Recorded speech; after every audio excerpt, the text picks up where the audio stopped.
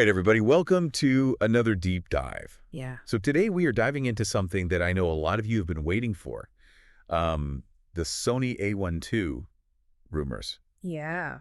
It's 2024, the A1. It's starting to show its age. I mean, it's still a phenomenal camera. Oh, absolutely. But, you know, technology marches on. It does. And everybody's kind of on the edge of their seats waiting to see what Sony's going to do next.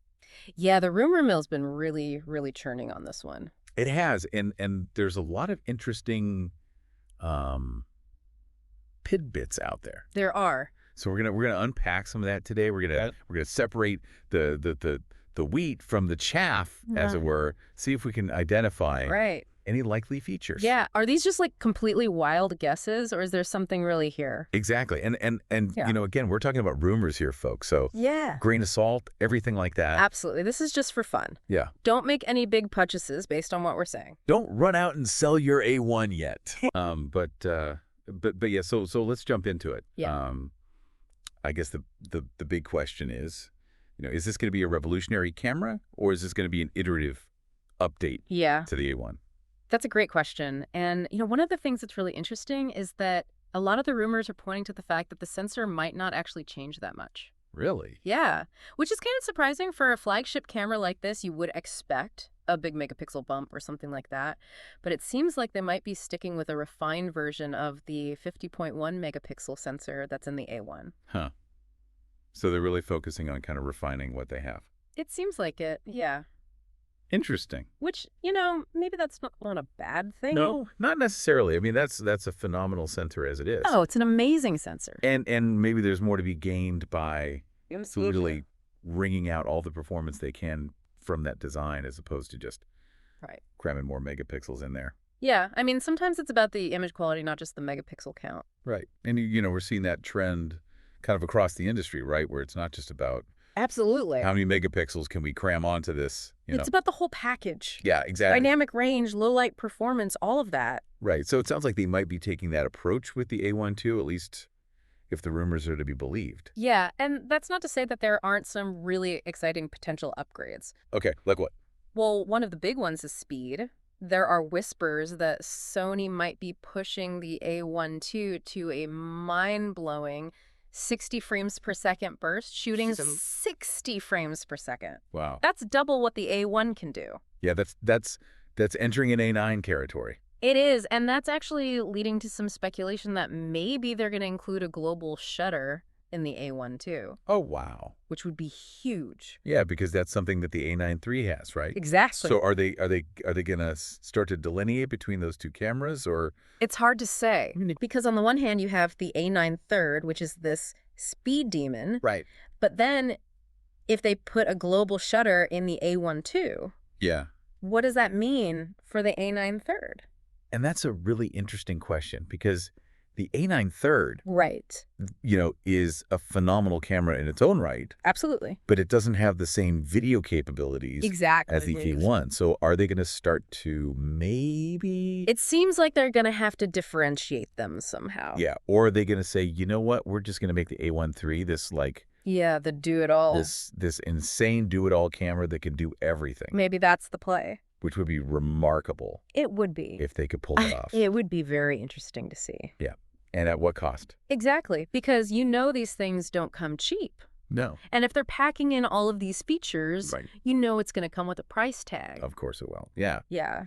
And speaking of features, we haven't even touched on the AI stuff yet. Oh, yeah, the AI. Which is like a whole... It's a whole other can of worms. Can of worms, exactly. But we'll get to that. We'll get there. Speaking of a whole other can of worms. The video side of things. Oh, yeah. Because obviously the A1 is known for its video capabilities. It's a hybrid powerhouse. It is. And there are rumors swirling that they might be bumping it up to 8K 60 frames a second. Oh, wow. Now that would be impressive. Which would be a huge jump. It would be huge. And it would put it in direct competition with some of their other cameras. Right. Like the FX6, for example. Yeah. Which is their cinema line. So it would be interesting to see how they position it. Right. Are they trying to blur the lines there, or? Maybe. Yeah. Maybe they're trying to make the A1 II the ultimate hybrid camera. Right, because we also saw rumors that they're going to maybe redesign the grip a little bit. Oh, yeah. I saw those rumors, too. Make it a little bit more ergonomic. Which a lot of people have been asking for. A lot of people have been complaining about the grip on the A1. Yeah, so. Especially for video shooters. Especially for video shooters. Yeah. Yeah, so it'll be interesting to see if they actually address that. Yeah, and I think it just goes to show you that they are listening to the feedback they're getting from users. From users, yeah. And willing to, make those tweaks. Absolutely. Because not every camera is going to be perfect right out of the gate. Of course not. But of course, all of this comes at a price. It always does. And the rumors are suggesting that it could be as high as the original A1 when it launched. That's a spicy meatball. Yeah. That's a lot of money for a camera. Which I think was, around $7,000? Something like that, yeah. If I'm not mistaken. It was a pricey camera. So, yeah. So, if they're going to be asking that much for the A1 II, yeah, it's going to have to be pretty special. It's going to have to be pretty amazing. It's going to have to be able to do my taxes and walk the dog. And make breakfast. Exactly. Maybe walk the dog and make breakfast at the same time. So there you go. That's the camera I need. Exactly. That's the one I'm waiting for. But, yeah, so it's going to be really interesting to see how it all shakes out. And I'm curious to get your take on this. Yeah. Because we've been talking a lot about Sony. Right. But what about the competition? Well, like, what are Canon and Nikon doing? They're not just sitting around twiddling their thumbs. Oh, okay. I mean, Canon's got the EOS R1, right, which is their flagship camera, and that thing's no slouch. It's a beast. It's got incredible autofocus with their dual pixel CMOS AF system. Yeah, and I mean, their video specs are pretty impressive, too. They're not bad. Not quite 8K 60, but not quite. Still very, very capable. Very capable. And then you've got Nikon with the Z9. The Z9, another fantastic camera. The thing is, it's amazing autofocus, really fast shooting speeds. Yeah, it's like they're all just trying to one-up each other. It's a constant game of leapfrog. One company comes out with something amazing, and then the other ones are like, hold my beer. Hold my beer, watch this. It's amazing. It really is like an arms race in a lot of ways.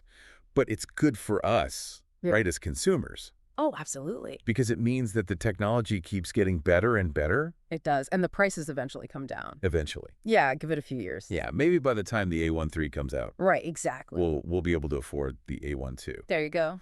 But yeah, so I mean, obviously we're really getting ahead of ourselves here. We are. These are all just rumors at this point. We don't know anything for sure.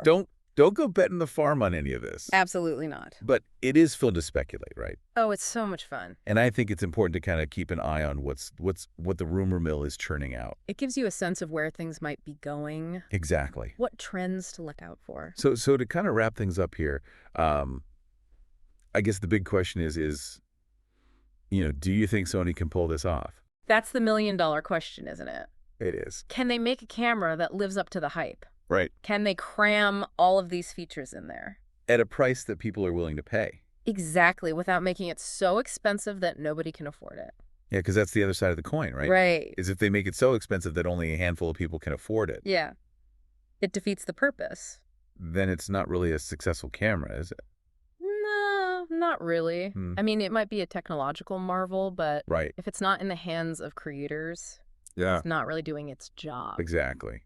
Yeah. So it's a delicate balancing act. It is. And it'll be interesting to see how Sony navigates that. For sure. Well, I think that's a great place to leave it for today. Yeah, I think so too. Thanks for diving into the rumor mill with me. Oh, this is fun. It's always a pleasure to have you here. Always a pleasure to be here. And to our listeners out there, thanks for tuning in. And let us know what you think down in the comments. Yeah, we want to hear from you. What are you hoping to see in the A1 II set?